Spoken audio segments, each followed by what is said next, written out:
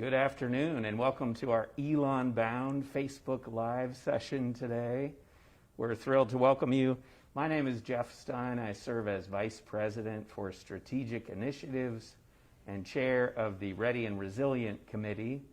And I'm joined by someone you all already know, Elon's President, Dr. Connie Ledoux Book. If you have questions, feel free to enter them into the chat box on your Facebook screen. And we want to talk a little bit about our Ready and Resilient plans for the fall. President Book, would you like to make any welcoming comments before we get rolling? So I really am grateful to have each of you here with us. I think it's been a interesting summer. We have been working hard on campus, and I'm really grateful when I am around the energy of the incoming class, because it just reminds us why what we're doing is important. And just grateful to have you here with us today. Thank you. President Book, I wonder if you could tell us a little bit about what you imagine fall semester will be like on campus, in and out of the classroom. So this is what we've been spending our summer thinking about, is how do we deliver our mission? You know, and at Elon, our mission is one that's very student-centered. And you hear student on campus. That's the key word that we're talking about. And how can we design a healthy and safe environment for students to learn? And so I keep reminding folks on campus that the number one thing we're doing this fall is we're learning. And you'll be in class. I know you're looking at your class schedules and you're excited about the titles of your class and anticipating what that's going to be like. Of course, we're looking at all the healthy and safe protocols that we're putting in place, but I'm here to tell you the most important thing that will happen, even with a mask on and physically distant, is that you're going to be learning, and your faculty are designing exciting opportunities for the fall.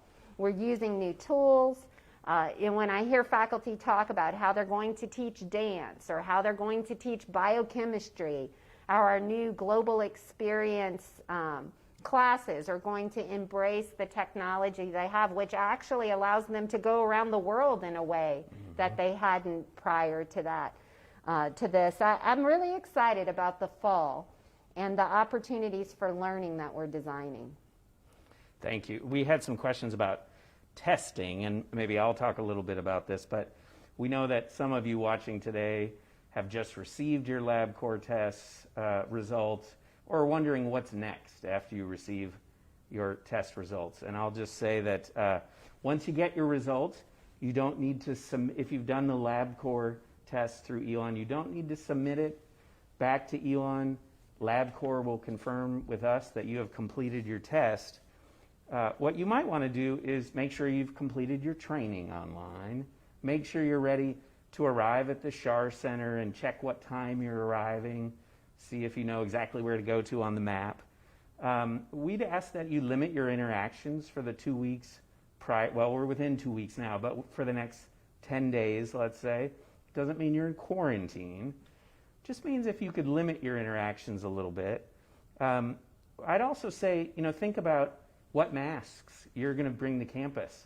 I'm going to take my glasses off because my college-age kids borrowed all the good masks, and so I'm fogging up a little bit. But we sat around the table one night recently, and we looked at which masks felt comfortable and tried them on, and where are we going to wear them, and when can we take them off. And I think those conversations with family members are really important.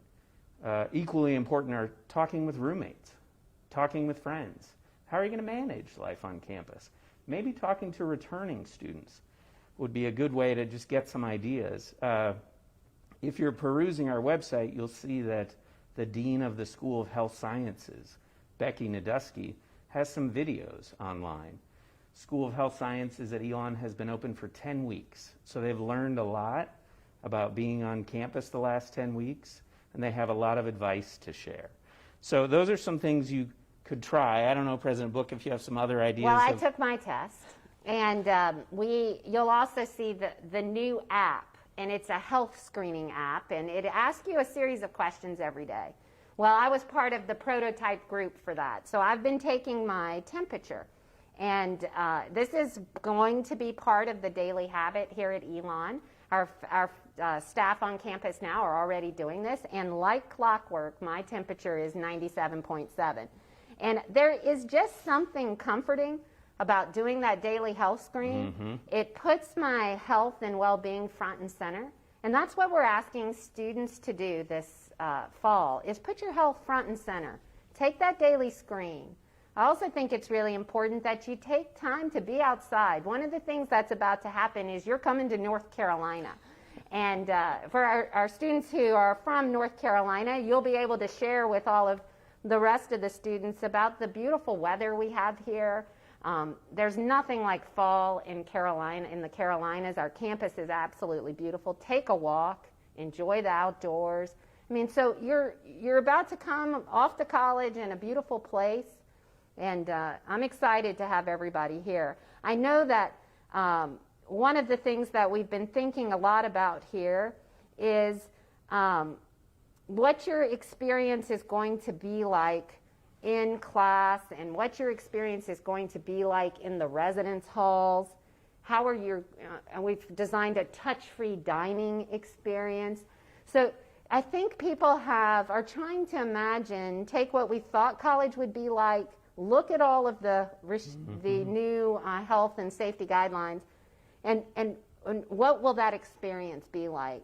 And I'm just here to tell you that all of the things that matter, which are the learning and the relationships that you will experience here at Elon, those things are going to be here. And that's truly what we're most excited about as part of your Elon Bound and getting ready to arrive on campus. That is a great point. You know, as we started this process this summer of sort of redesigning campus to create a safe and healthy environment, we thought a lot about the classroom and the residence halls. And it's really only in the last month that groups have been working hard to make sure there's still lots of programs. They'll be physically distanced, we'll be wearing masks, there'll be lower attendance, but there'll be lots of great events as usual on campus. We've redesigned college coffee, so you'll have smaller groups of college coffee. I know one of the favorites is Elon Bingo, and so they've designed Elon Bingo. We have a fire pit on the back of Campus Rec, and so students like to have s'mores. And so you will be in smaller groups, but you'll still be building those relationships that truly will make our lifetime relationships, and we know how powerful they are. And so we're excited to be able to return open in a health and safety way so that you can begin that college experience.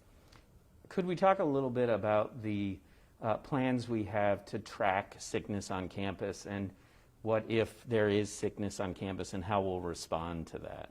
And we should just say when we have COVID-19 on campus. Right. We know that COVID-19 is here with us, right? It's part of our daily lives now, and it is redefining it's redefining our futures, right? It's another disease that it will be part of the way we live our lives going forward. And so the new health and safety, and we have built a dashboard, and that dashboard has critical metrics that we will be monitoring, a team that includes data experts, our health experts, and our regional healthcare providers. And this is a critical daily tool that we'll be using to manage what will be three things: quarantine, isolation, and testing. Those are the three tools that will help contain and mitigate COVID-19. And so we have, and thank you, Dr. Stein, for all your leadership on Ready and Resilient. This is a well thought out plan that's committed to the public health of our entire community. It requires each of us to be good stewards to each other in this. That's how the Elon University community can be healthy and safe this fall. I will say, I have two kids of my own, and my daughter came to visit last week. She's in law school at the University of Michigan. And we were talking about, we adopted, when my kids were younger, we adopted these rules for our house. And we called them the 3 C's. Courtesy, and we all know, if parents are on with us today, how important that is, right? Courtesy. Compassion, and then care. those were the 3 C's that we used in our family and still do, right? It's just part. We're going to speak to each other with courtesy, and we're going to show each other compassion. Everybody has a different concern related to their health, right? It is a unique, deeply personal, is our health, right? So we're going to approach this semester with compassion, and then we're going to approach it with care. And that is one, and I told the kids this weekend, I mean, one thing I'm so grateful to be, and so proud to be Elon's president at this time, is if there's any agency or institution you want to be with during a pandemic, it's the Elon community. Because the Elon community is here, it's present, they are thoughtful. People are doing their very best to learn and to make sure that we are operating with an A+. That's my faculty side, right? And you couldn't ask for a better community when we experience COVID-19, right? Because it's here and it's part of our lives.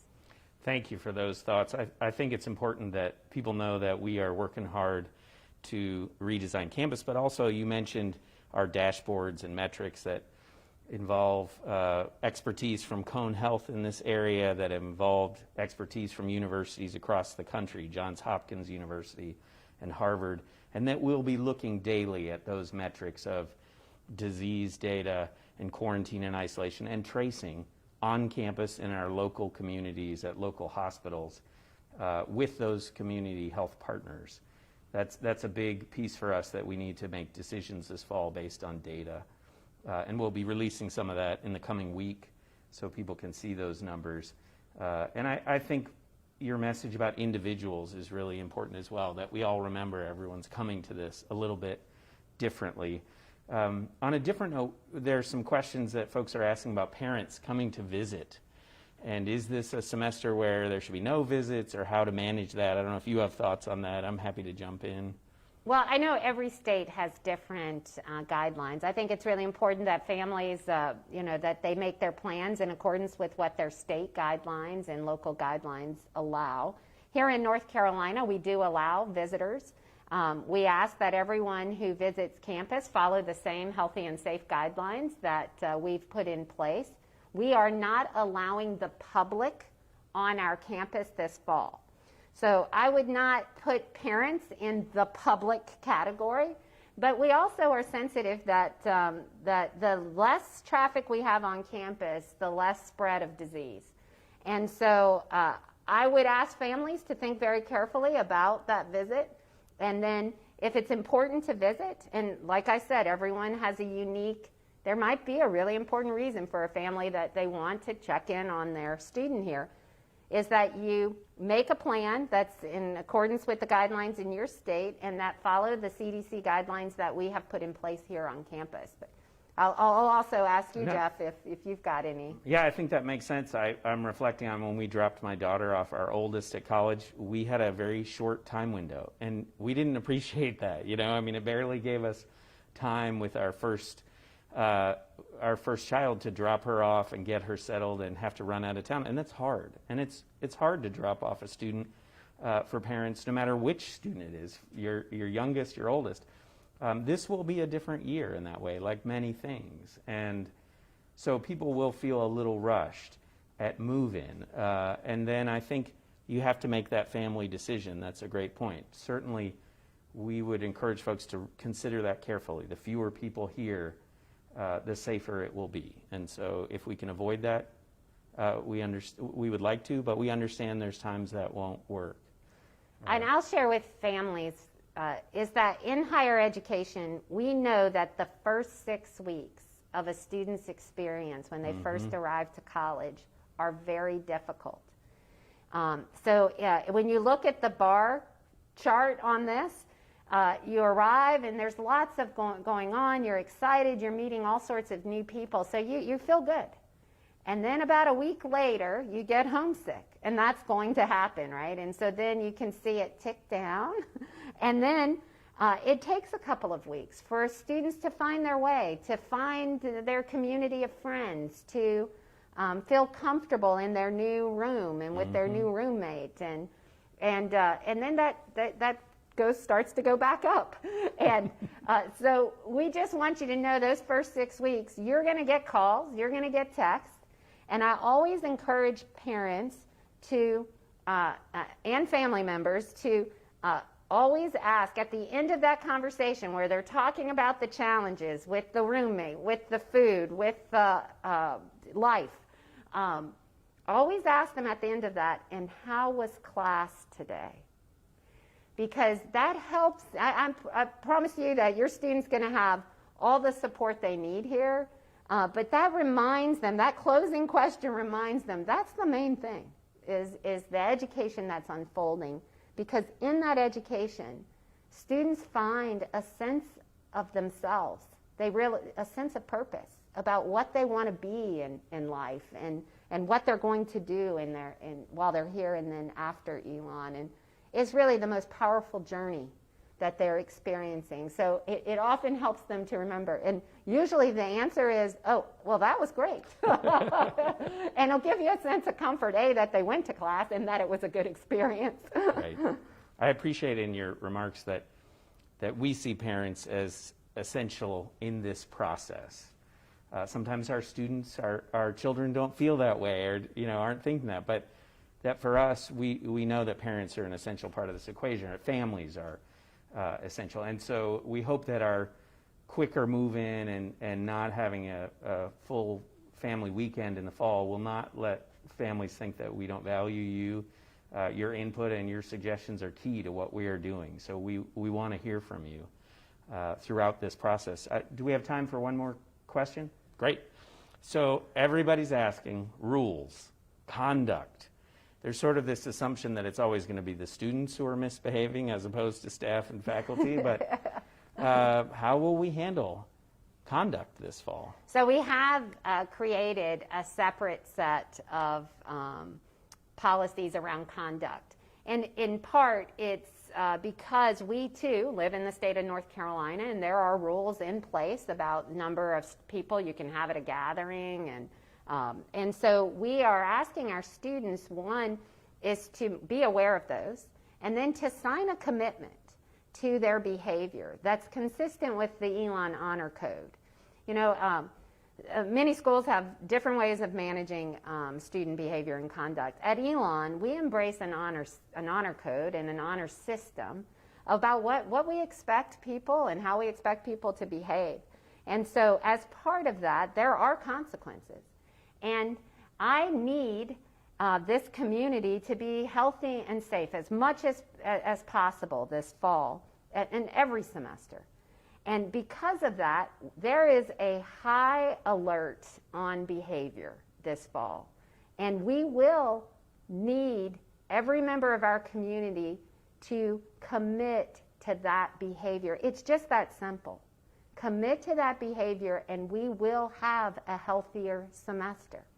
And because of that, I just am going to have to be firm that's how it is. And there will be consequences for not following those, because if you can't follow it, then it is not consistent with the kind of community of respect that we have here at Elon. And I sent a letter to all of our families, our new families, just saying, if you can't do it, then we need you to stay home. That's how protective I feel personally about the care of this community. Yeah. So I wonder if you could tell us about what gives you hope. As we're talking about contact tracing, all these things and all these issues we have to think about. For me, people often refer at Elon to the fire of 1923 and the university, at that time, the college rebuilding. And I've been thinking this summer, we've been rebuilding and redesigning a whole university with the input of students and parents and faculty and staff across campus. With all this going on, what gives you hope about this fall and going forward at Elon? Well, I would. That's a great question. I'll say that I do think the fire of 1923, which is a story that all of our incoming students will soon learn about, the power of resilience that Elon demonstrated at that time, and literally the next day after the campus burned, had classes running. And I find that same resilience in Elon today, and in the spirit of Elon, in our students, in our faculty and staff, this sense of hard work. I always say Elon students, faculty, and staff are willing, work hard every day, are willing to put in the work, and I think that's one of the distinguishing factors of our alumni body. I mean, that's what we hear from employers who hire and internship supervisors, is the Elon students knew how to get to it. And and I like that. So it does give me a lot of hope. I will say that I spoke to, and I'll just say this, as a final thought for families, is that I spoke to the graduating class last May, and I know that many of them, I could not stop thinking about them in the spring, because they went from literally the best employment environment at the beginning of March to, by the end of March, a really poor outlook. I have gotten updated data, and many of them are doing well. But I will say I had a lot of concern about the highs and lows and the stress that was causing our seniors at a critical time. And I know that in their hearts that they were thinking, we just want to go we want to go back to the way it was, back to normal. And I talked to them about going forward to new. That really, that's what we're doing here at Elon this fall, is we're going forward to new, adopting an endemic mindset about COVID-19 rather than a pandemic mindset, right? And what essential lessons that we have learned in going forward to new. We know a lot more about the tools of technology. We know a lot more about the power of science. We have a new engineering program in biomedical engineering, and I'm like, we really need those folks. So I think that in this new, that we've had a renewal of family, a new appreciation of people who put themselves on the front lines to care for others. And all of that is more visible to us than it was before. And because we have that knowledge, we actually are stronger and more effective as a university and I think as a nation. And so this going forward to new, that really is the thing I want students to bring with them this fall, that we're going forward to new. Thank you, President Book, for all that you're doing, for those inspiring remarks, and for your leadership. We greatly appreciate it. We certainly appreciate all of you who have tuned in today. This will be posted to our website, so you can watch it again and again and again if you want, or send it to others. And if you have more questions, you can certainly send those to admissions@elon.edu. But we look forward to seeing you very soon. Next week. We'll see you next week. 2 weeks. And it's going to be a great year with all of us working on this together. So thank you very much, and we'll see you soon. Thank you.